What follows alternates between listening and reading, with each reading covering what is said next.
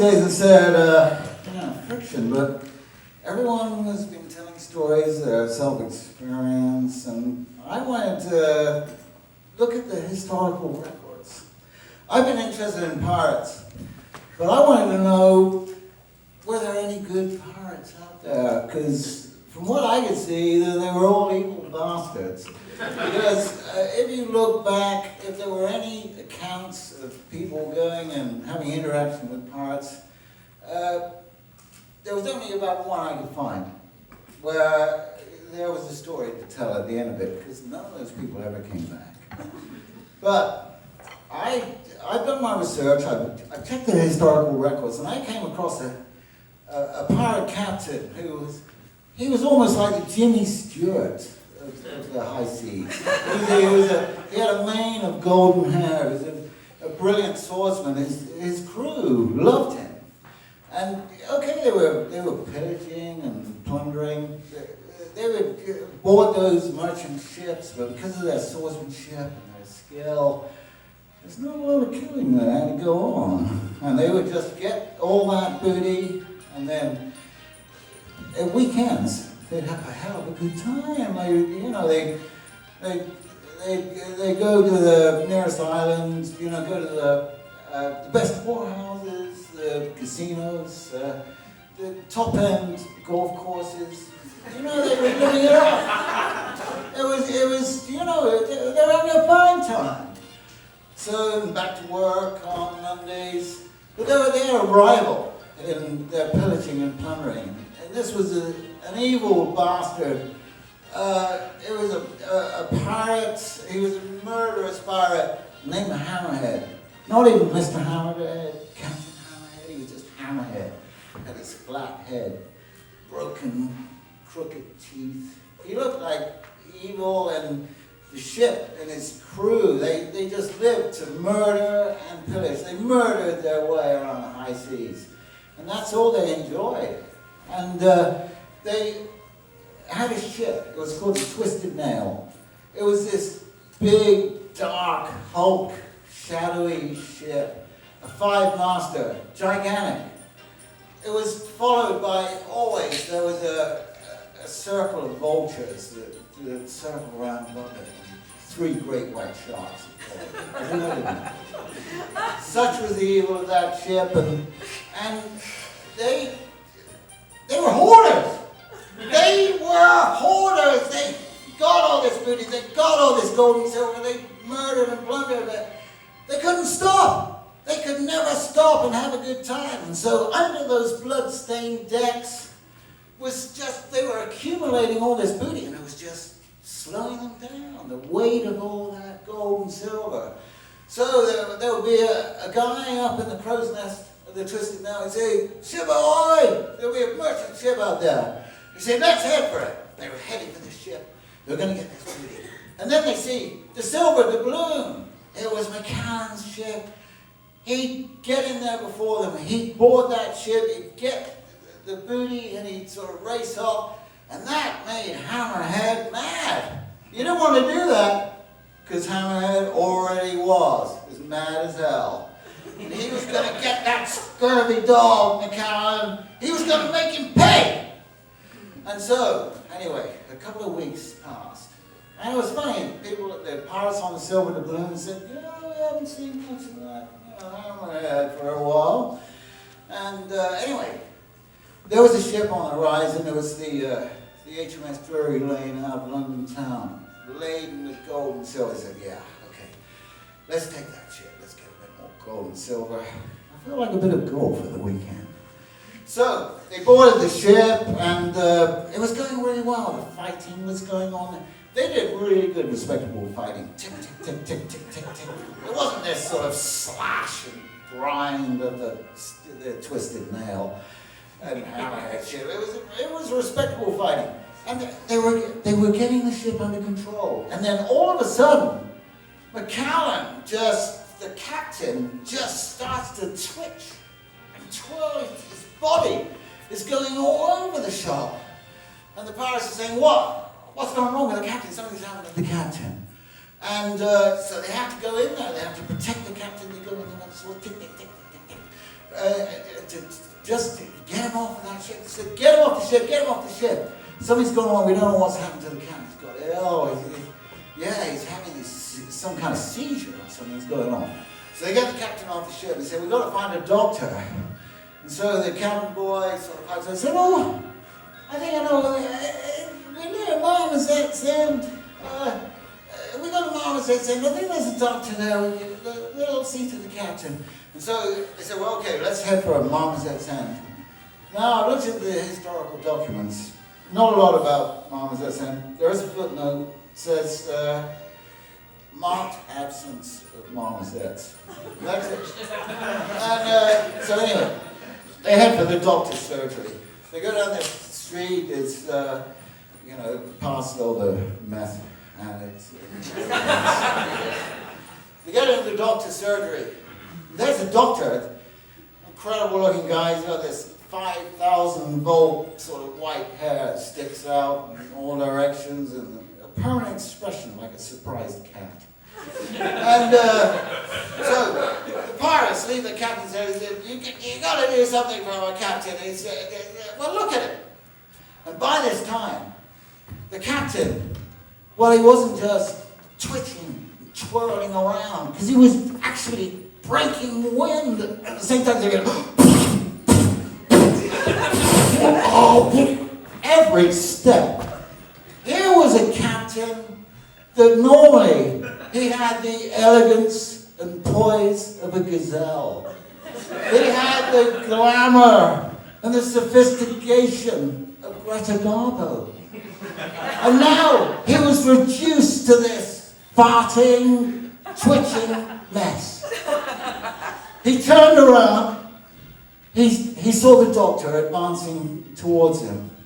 He had this long pole with two sharp metal points on the end. He said, Doctor, what are you going to do with that? He said, I'm going to open a window. It's a bit nippy in here, actually. Meanwhile, the pirates had gone to the Dirty Dog, a tavern. There was popular among pirates in the town. And of course, there they were drinking the grog, they were having an absolutely fantastic time. They were just murderously taking the piss out of their captain. They were just doing all this and laughing their heads off, saying, oh, the captain's like this, he's doing this. And it was terrible. Now there was a parrot. There was a parrot in this tavern. Now this parrot, Algernon Boothby. He was a parrot that it spent company, in the company of the aristocracy, dukes, queens. But also he's a sweary parrot because he spent a lot of time on pirates as well. Now he knew McCann. He knew Captain McCann and he thought he was a good captain. He didn't like to see these pirates just taking this murderous piss out of the captain. It just wasn't right. So he said, well, you may be doing that about your captain, but you should realize that captain has provided you a very good living. You wouldn't be able to visit all these expensive whorehouses and golf courses without it. So please, have some respect. And so the pirates, they started listening. And also, I can tell you that I was there and I was listening to a conversation because that dark sort of bastard hammerhead was in there, and I knew he was plotting some kind of revenge against your captain. And I know that he's got a plan to go to Mangrove Island and work with the voodoo doctor, Okadok, and take his revenge on your precious pirate captain. So think about that. At that point, the door of the tavern burst open, and the doctor rushed in. The doctor rushed in with the pirate captain, McCallum. He had, by this time, he had to have him on a leash. It was sad. But it was the only way to keep him under control. Because by this time, he was really out of order, twitching around. And he said, I know what is wrong with your pirate captain, and we can sort it out. And the pirate said, well, we know, the pirates just told us. And he said, no, you're listening to that parrot, for God's sake. That parrot knows nothing. I'm telling you that we have to go to Mangrove Island, and we've got to know now. The parrot didn't like this at all. The parrot, its eyes rolled up into the top of his head, and he gave the doctor one of those absolutely withering stares. So, anyway, they headed off from Mangrove Island. It was Mangrove Island. If you look into the historical documents, there's not a lot. It's just a footnote. Plethora of mangroves. So anyway, they got there. There was a twisted nail moored up outside the island. There was just sick and vomit running down the outside. The crew had been left there. They had just been drinking grog there, an absolute mess. It was just disgusting. So they said the silver doubloon sailed up the mangrove rivers. The mangroves on the outside. They could see the wheeling vultures in a clearing. So they got to this clearing. They crept up. They parted the long grass. And they could see Okadog, they could see Hammerhead in the small grass hut where Okadog, the emerald green skinned witch doctor, voodoo witch doctor, who had control over McCallum at this point. So the doctor crept up. He still had his dark black box with him. And he said to the cabin boy, "You have to go around the back of the cabin.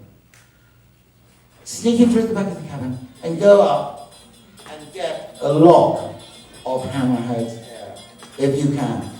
Because they were all interested in, there was the witch doctor, and he was playing with a marionette of the captain, twitching him around. They looked at the captain, twitch, twitch. The marionette was twitching, exactly the same. We thought, God, what evil is this? Incredible. And so, the cabin boy, he crept around and he got a lock of the hair of Hammerhead. He crept up, because there they all were. They were so intent, laughing their heads off at the captain. And there were the vultures wheeling around. The three sort of great whites sat in deck chairs, laughing their heads off. And so the cabin boy came back. He said, "Doctor, I've got the hair." He hands him the hair. He takes out his staple gun. Okay, it was a staple gun made of balsa wood and molasses. But it stuck on the hair. He brought out of the box this. It was a potato connected to this marionette, and it used matchsticks to make the crooked the teeth of Hammerhead. So there was this marionette. He had the marionette ready. So the doctor was ready. "We can break cover. We can get out." So they broke cover. He came out with the marionette, sort of dancing and twitching. And all of a sudden, Hammerhead was there. He's suddenly twitching around. He didn't know what was going on with him. So the battle ensued. But it was one of those reverse battles where you couldn't really sort of fight one another. It was like non-fighting, but they'd have to sort of try and back each other into the sword. And it was weird. It was surreal. And neither of them really knew how to handle the situation. But anyway, they were slashing away with the rapiers and the cutlasses. And unfortunately, because Okadog was good at the voodoo. Well, he'd been brought up with voodoo. It was great. The doctor was a beginner at voodoo. He knew some incantations, but he wasn't quite as good. And so, you could see that McCallum was starting to lose the battle. He was getting a few nicks. Those cutlass blades were just sort of cutting in there. And you thought, it's going badly. Is he going to lose? Is our captain going to lose this battle? It's terrible. And then suddenly, out of the sky came down the parrot. The parrot just streaked out of the sky, and with its sharp beak, it bit through the wires of the marionette to the captain's marionette. And suddenly, the captain had been released from the spell of the wicked villainous Ockerlock. And so he was there with his sword. The doctor also had control of Hammerhead, and it was over in seconds. He was tick, tick, tick, and then he had the sword at the throat of Hammerhead. I could run you through now, my good man, or I could just let you relive this moment of shame for the rest of your life. And I think I might do that, actually. And thus it was. There was the parrot. The parrot flew onto the shoulder of the captain. The captain looked at the parrot, winked at the parrot, and you'll find, to this day, that the best fashion icon for a pirate captain is parrot. Thank you.